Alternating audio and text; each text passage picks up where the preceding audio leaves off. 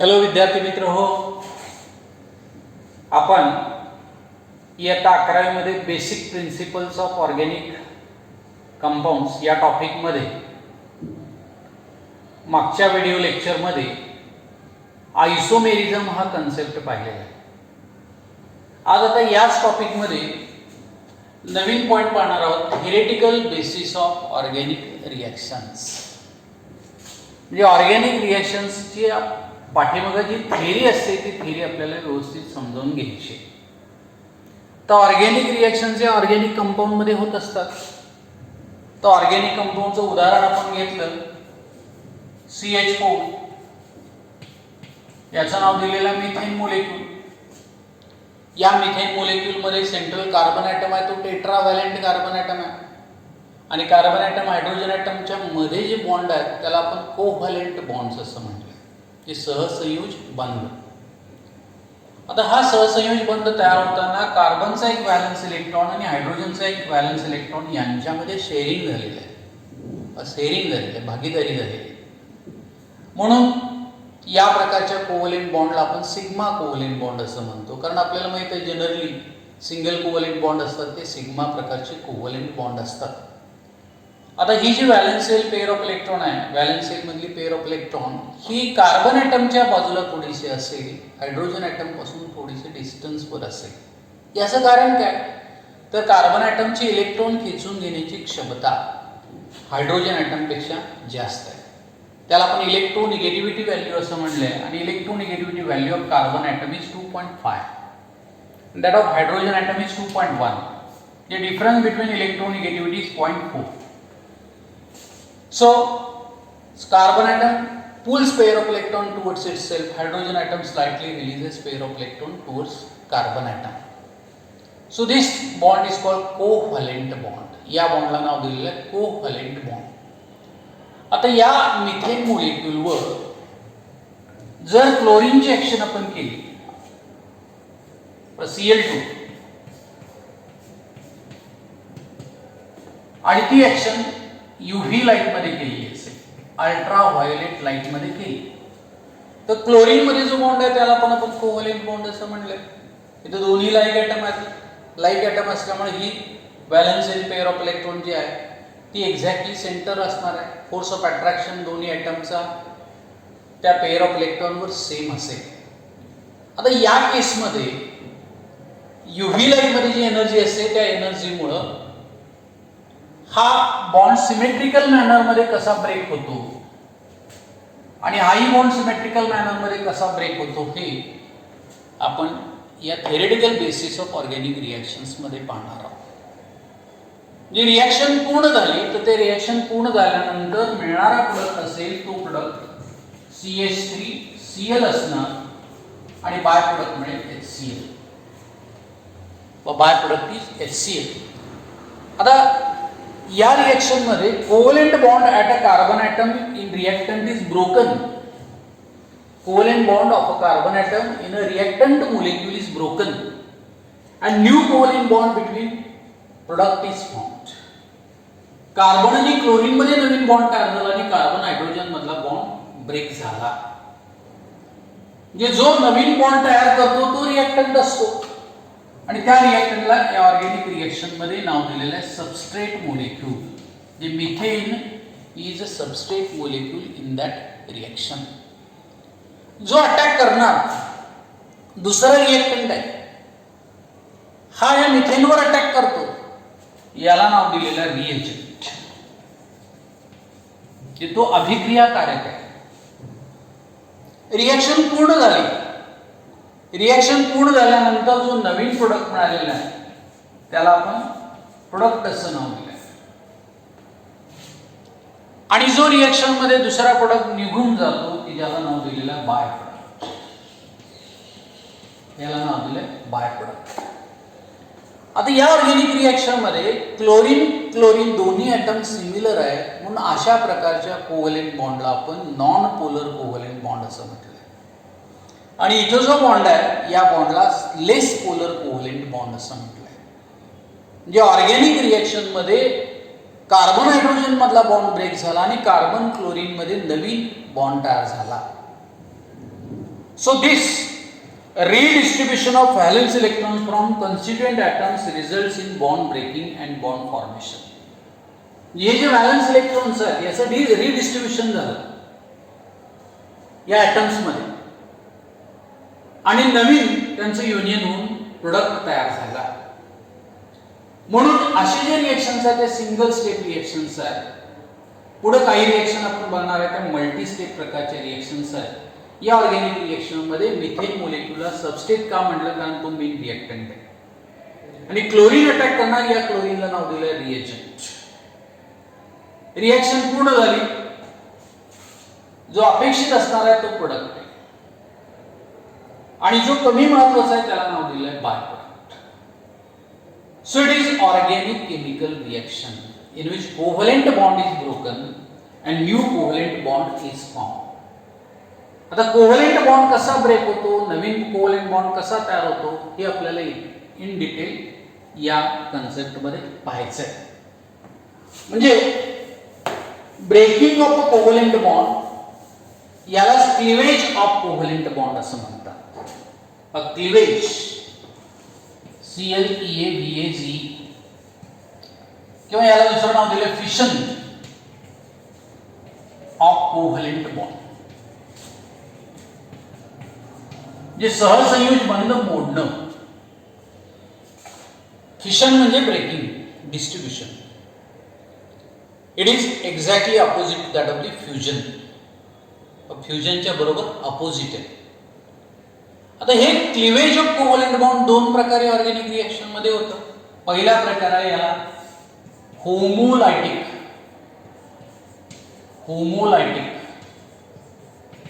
Cleavage असं नाव दिलं. यालाच होमोलायटिक फिशन असंही म्हणतात. आणि दुसरा प्रकार आहे याला हेटेरोलायटिक क्लिवेज असं नाव दिलं. CLEAVAG क्लिवेज किंवा हेटेरोलायटिक फिशन. तर होमो म्हणजे काय, सिमिलर मॅनर मध्ये, आणि हेटेरो म्हणजे डिफरंट मॅनर मध्ये. म्हणजे breaking of a covalent bond in similar manner and in different manner is homolytic cleavage or heterolytic cleavage. आता आपण बघू होमोलायटिक क्लिवेज म्हणजे नेमकं काय. तर उदाहरण घेतलं आपण AB मोलेक्युल. A आणि B हे दोन वेगळे ॲटम्स आहेत की ज्यांची इलेक्ट्रॉन खेचून घेण्याची क्षमता सारखी आहे. The electronegativity of both the atoms is exactly same. So in this case, valence shell electrons are placed exactly at the center. सेंटरला हे व्हॅलन्स शेल इलेक्ट्रॉन्स आहेत की जे सिग्मा बॉन्ड फॉर्मेशनसाठी युटिलाइज केले गेलेले आहेत. अशा AB मोलेक्युलवर अल्ट्राव्हायोलेट लाईटचा जर इफेक्ट दिला तर याच्यामध्ये जी H न्यू एनर्जी असणार आहे तर H न्यू एनर्जीमुळं या बॉन्डचं ब्रेकिंग सिमेट्रिकल मॅनर मध्ये होणार. तर सिमेट्रिकल मॅनर मध्ये कसं होईल पहा. बी ॲटम स्वतःचा एक इलेक्ट्रॉन हा काढून घेईल. जे सिंगल हेडेड कर्व्ड एरोने ते दाखवतो. ए ॲटम स्वतःचा एक इलेक्ट्रॉन काढून घेईल, तोही सिंगल हेडेड कर्व्ड एरोने दाखवला. किंवा हे जे रिप्रेझेंटेशन आहे याला फिश हुक असं म्हणतात. फिश हुक म्हणजे मासेमारीसाठी जी हुक वापरलं जातं ते अशा प्रकारचं असतं, फिश हुक. म्हणजे it is a symmetrical breaking of a covalent bond in which each atom takes one electron from shared pair. प्रत्येक ॲटम शेअर्ड पेअर मधील स्वतःचा एक इलेक्ट्रॉन घेतो आणि ज्या वेळेला एक इलेक्ट्रॉन घेतलेला असेल त्यावेळेला त्याचा एक रॅडिकल तयार होतो आणि त्या रॅडिकलला आपण नाव दिलेलं आहे फ्री रॅडिकल. म्हणजे ए फ्री रॅडिकल मिळाला, बी फ्री रॅडिकल मिळाला. जे दोन्ही ॲटमची इलेक्ट्रॉन खेचून घेण्याची क्षमता सारखी आहे, म्हणजे त्यांची इलेक्ट्रोनिगेटिव्हिटी सेम आहे. यांना अल्ट्राव्हायोलेट लाईट मध्ये आपण एक्सपोज केलेलं असेल तर ही शेअर्ड पेअर ऑफ इलेक्ट्रॉन आहे, valence shell pair of electron आहे, याचं डिस्ट्रीब्युशन सिमिलर मॅनर मध्ये झालं. जे प्रत्येक ॲटमनी स्वतःचा इलेक्ट्रॉन आपल्याकडे काढून घेतला आणि हे फिश होकनी दाखवले किंवा सिंगल हेडेड ॲरोनी दाखवले. या सिंगल हेडेड ॲरोचा बेस जो आहे तो असं लोकेशन दाखवतो की ज्या ठिकाणी तो इलेक्ट्रॉन होता, आणि सिंगल हेडेड ॲरोचा टिप आहे अशी पोझिशन दाखवतं की ज्या ठिकाणी तो इलेक्ट्रॉन जाणार. So it is a symmetrical breaking of a covalent bond in which each atom,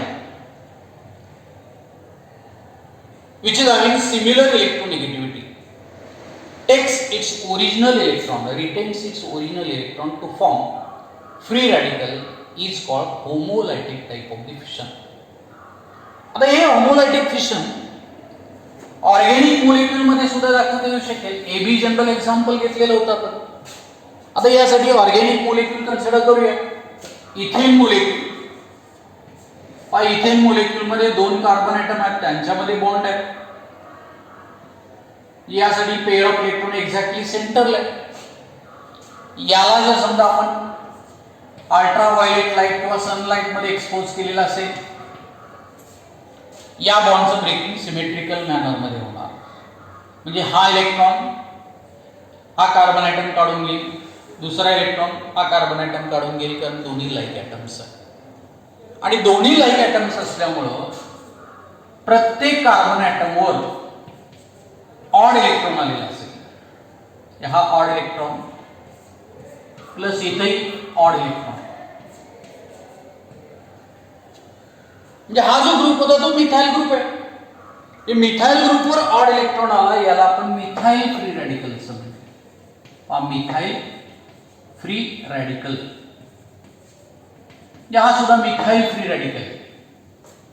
so it is symmetrical breaking of a covalent bond in which each atom takes its original electron and form free radical.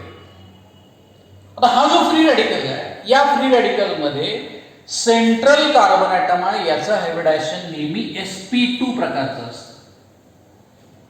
And when hybridization sp2, its geometry is planar trigonal type of the geometry. त्याची geometry काय? Planar trigonal प्रकारची geometry. म्हणजे अशा प्रकारे त्याची geometry दाखवली.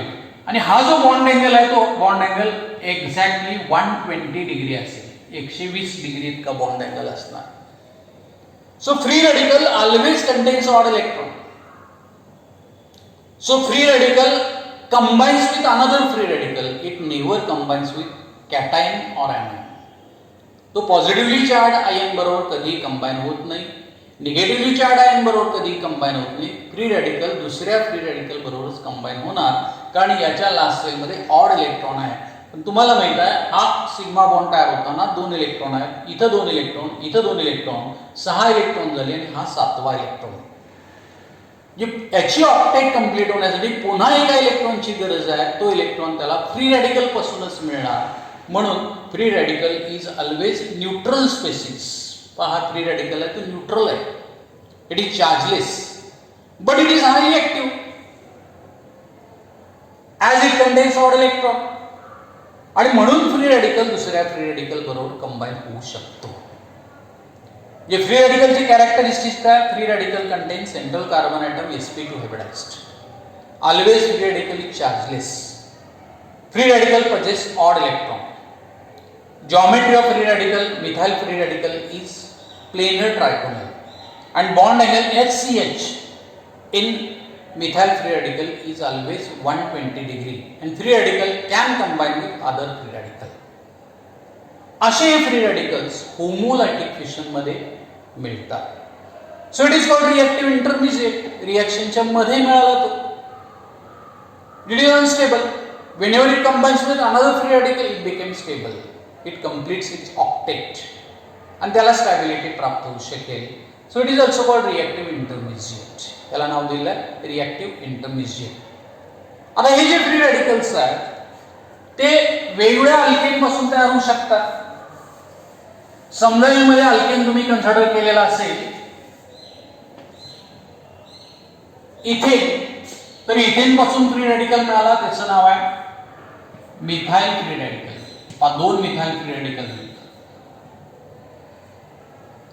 समजा याच्यामध्येच एक CH3 ग्रुप आहे आणि हे दोन हायड्रोजन ॲटम असतील.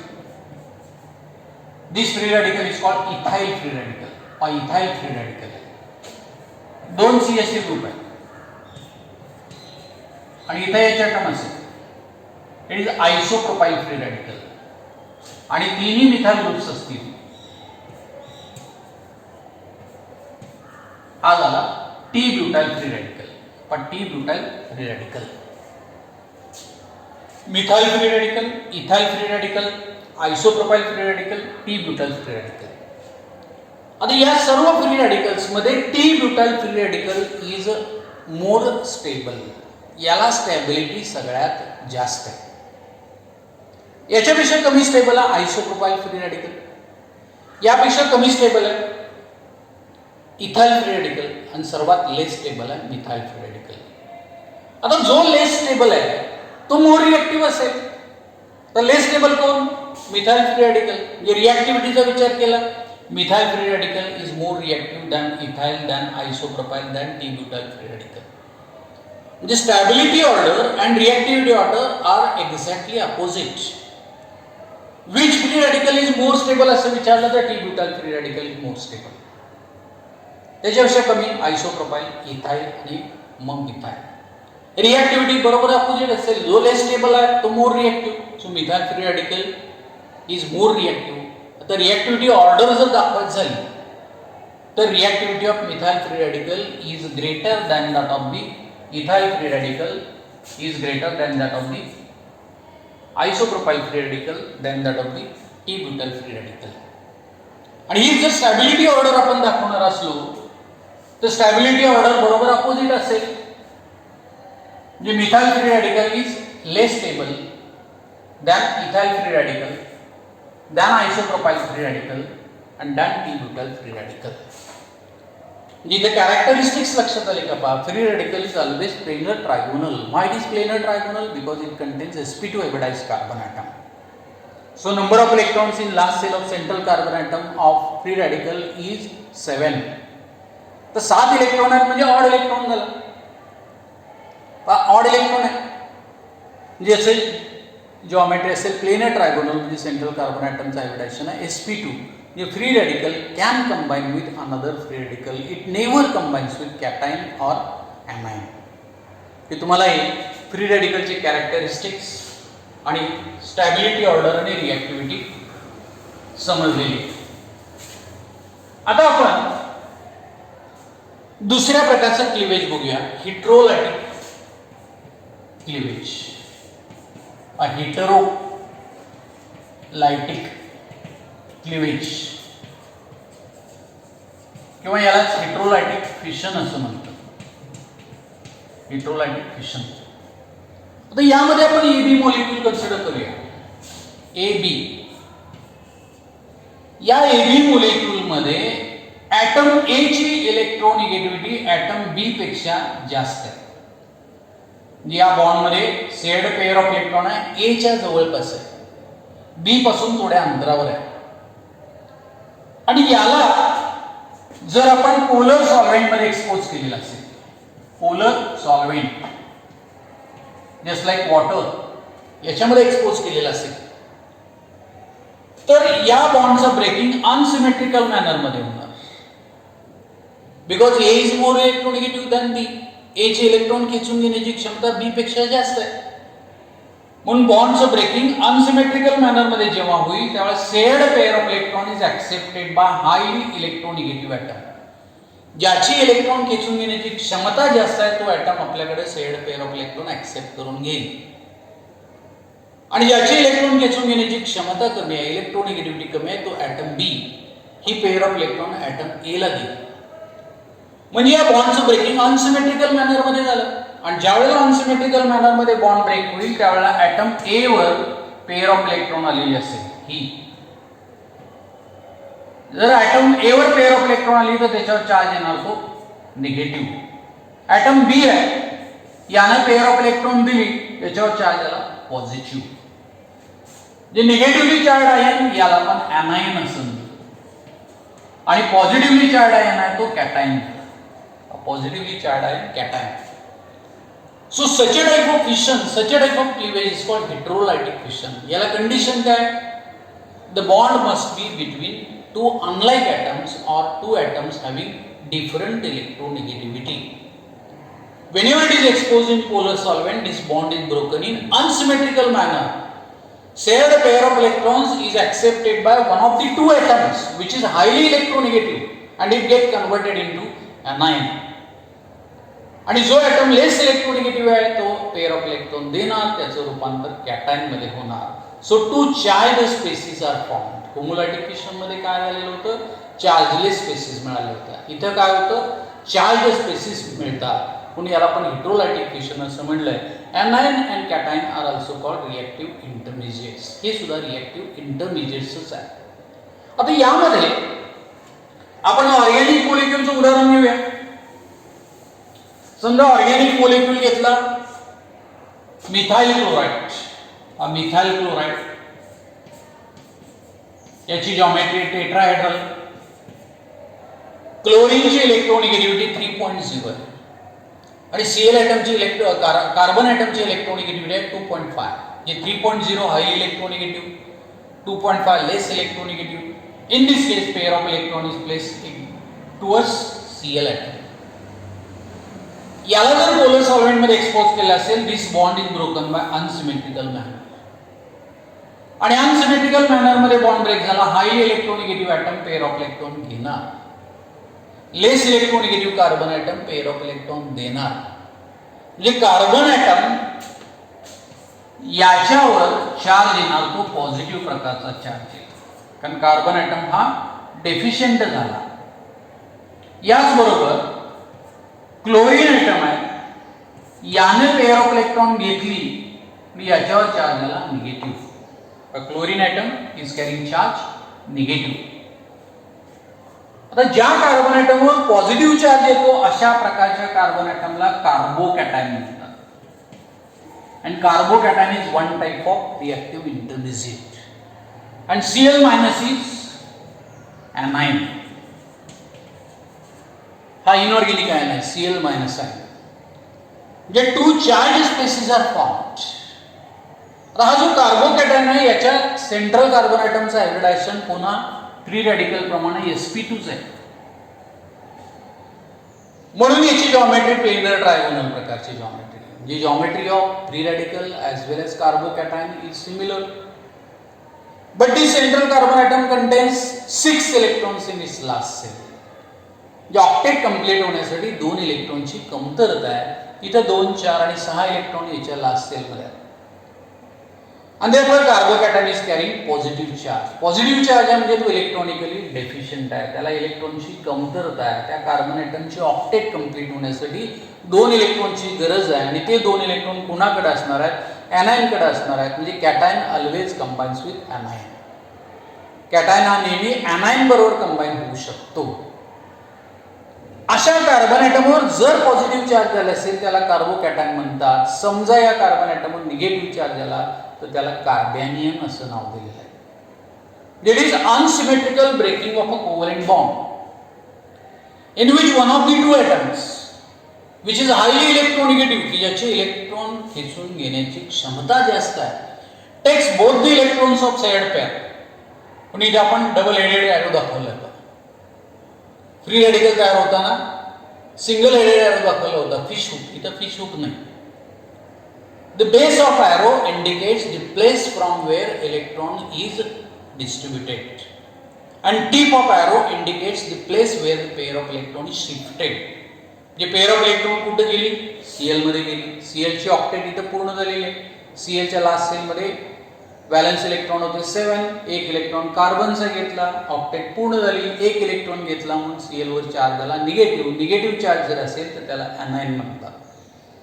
आणि कार्बन ॲटमनी 2 इलेक्ट्रॉन दिले, म्हणजे Clचा एक दिला आणि स्वतःचा एक दिला, म्हणजे याची ऑक्टेट डिस्टर्ब झाली. याच्या लास्ट सेलमध्ये 6 इलेक्ट्रॉन राहिले म्हणून त्याच्यावर चार्ज झाला तो पॉझिटिव्ह.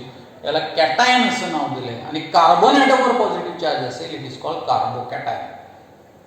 पुन्हा फ्री रॅडिकलची स्टॅबिलिटी होती तशीच कार्बोकॅटायन मध्ये. T butyl carbocation is more stable then isopropyl carbocation, then ethyl carbocation, then methyl carbocation.